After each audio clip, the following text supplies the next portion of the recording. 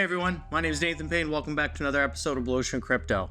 Today I want to dive into the Alliance feature in-game.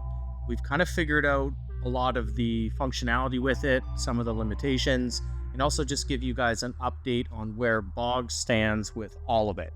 So there's a lot of great information, especially if you're either part of our Alliance, maybe you're thinking of making an Alliance. Obviously, you're going to want to be in Alliance because we know there's special perks, such as being able to be donated troops and even get shields.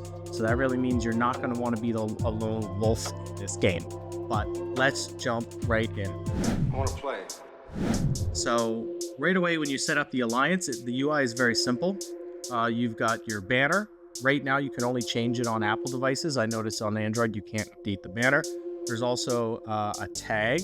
You can see here it says BOGG Esports, but technically the tag is actually a 5-character guild alliance tag. It is specific, meaning it gets locked in. I do think they should change that. I think they should let people have multiples. You can also go over here and edit the alliance. So you can see here the alliance tag, min 3, max 5. Once you take it, it can be reserved, which is why I said I think they will fix it, because you could just steal a bunch of teams' names if you want to right now. You can also select minimum trophies, and if you want it private or public. I found it was good to do public at first until a lot of people started joining, and then you switch it to private.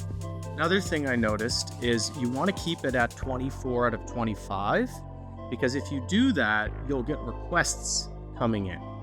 If you cap it at 25, it doesn't seem to receive any more requests, so people can't apply. So something I've noticed is always good to keep it at 24 to 25, manage it like that. There's also an Alliance leaderboard on the top left. You can see BOGG Esports is number 1 right now, BOGG Warriors number 3. We actually have 5 out of the top 10 spots currently. Now, because this is beta and the only leaderboard is trophies, we have kind of reassessed, we want to make sure that we've got the highest cups, people with the highest trophies in some of these top teams, so that obviously we can dominate the leaderboard. I'm sure once wars come out, it's going to be a little different. Maybe we'll have some trophy pushing clans, some that aren't. In Clash of Clans, it was actually, you usually didn't always do both, right? You were really high esports, competitive wars, or trophy pushing. Very rarely would you see people that do both. Now, some of the best players in the world do both, right? So we do know that, and I'm sure that's going to be the same here. But this has been a real fun way to be competitive. You can go through and even see other people's bases. Here's Nancy, the CTO. We can visit him. So you can actually kind of scout bases now. And I mean, look at this guy, level 50 Mira, HQ level 10. Normally he would have had to chat in general chat in order for us to visit his base, but now we can actually just go see him freely. So it gives us the ability to scout as well. Now I'm just going to jump over to Discord because I actually did a summary of this so I can show you guys. So we know there's 25 members max currently. That might not be the final count. Leaderboards are trophy based. Only iOS can update the banner and set the minimum trophies or public private. We talked about that. Sometimes the Alliance descriptions don't always save, so if it doesn't work the first time, just try again. There's another interesting one we found. If you start an Alliance while having an invite out to a private Alliance, you can actually get pulled out of the one you made and put back into the other, so that's kind of interesting. This is useful for us to learn because we want to understand member management. I think we're up to 8 or 9 different alliances now because we just have to keep accommodating overflow. So learning all these intricacies are really important. The UI is definitely very straightforward and user-friendly. There is an invitation list when you're in the game as well. So you can invite kind of random people, I guess you could say, but really it only comes from the same trophy range that you could attack, so like 400 or so. We do know alliances are going to provide donated troops and shields. You can promote someone 5 times currently, but they stay member for the first 4 promotions, and then the 5th time they turn into what's called a commander.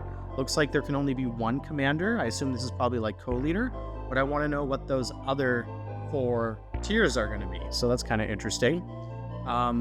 Also, we know chat is now available. So you can now chat to your Alliance members. This is great. That wasn't actually available right upon the release. When you're joining an Alliance, you can actually search for the name. So for example, for everyone in BOGG, all you go do is you go search for alliance to join, type in BOGG, scroll through that list. Now, something that we had to do, which is interesting, and I think it's worth mentioning, because there's only 25 members, we have to keep creating more tiers. So for example, if you get kicked out of one tier, it's just because you need to shuffle over to one of our other alliances because we're prioritizing trophies. So being flexible with the member management right now is really important for everyone in the alliance to understand. Might be moved around a little bit. Don't worry about it. This is normal. You know, and we're really hoping they kind of increase the max cap from 25 to maybe at least 50. It'd be cool if we even seen something like 100. Something else worth mentioning is with the accounts stuff. So this is a little separate, but we did put out an announcement basically letting people know, hey, if you're using Google, you know, to attach it to your account, make sure you guys have all the security stuff on. Make sure you're using an authenticator app. You've enabled 2FA. You've got a backup email. You know, go through the same security steps that you would on your Google account, that you would with anything related to crypto. You know, you don't want to get that account breached and someone have the ability to log into your base and delete your base. You know, so that's a really important thing. Just stay secure. One other thing worth mentioning is we did announce our officer council as well as our general officers. Now, this is just the first round. So there was quite a few members who are on our council leadership board. Those are going to help oversee the entire alliance, help make executive decisions, kind of steer the ship. Then we have general officers. These are people who are going to help with tax strategy coordination and implementation, you know, approving attacks or base designs on the esports and warriors tiers. There's people who are involved with the land partnering and renting program that we have available for free to play and landowners, which is really awesome. I'll be covering that more in a video. There's recruitment and morale, member assistance. There's quite a few roles that we filled out because we're really planning to grow this very large. We're already the largest alliance in the entire game, you know, and I expect us to go well beyond 10,000 members probably within the first 6 months to a year.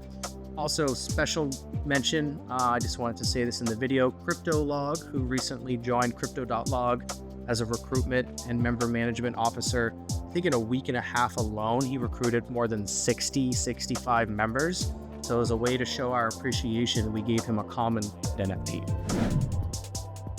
So we're going to find lots of cool ways to give back to our officers, help promote the growth of the alliance, you know, and something else that we're going to do, which just got announced, the creator code program is going to be active come global launch. Be sure to use the code GROTH.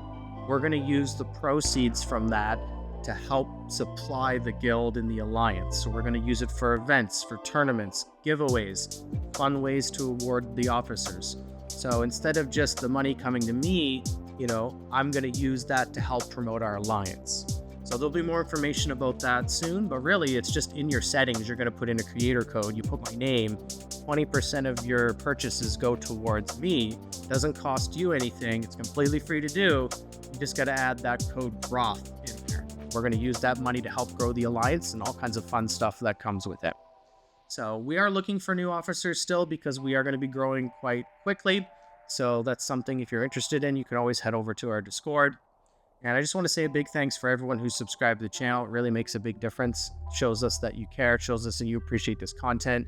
And we are looking forward to many more Mavia related videos as we get closer to official launch, which is on January 31st, noon Pacific time. And then we have the TGE event, which is February 6th. So this is going to be absolutely crazy. Okay, guys, we'll see y'all in the next video. Cheers.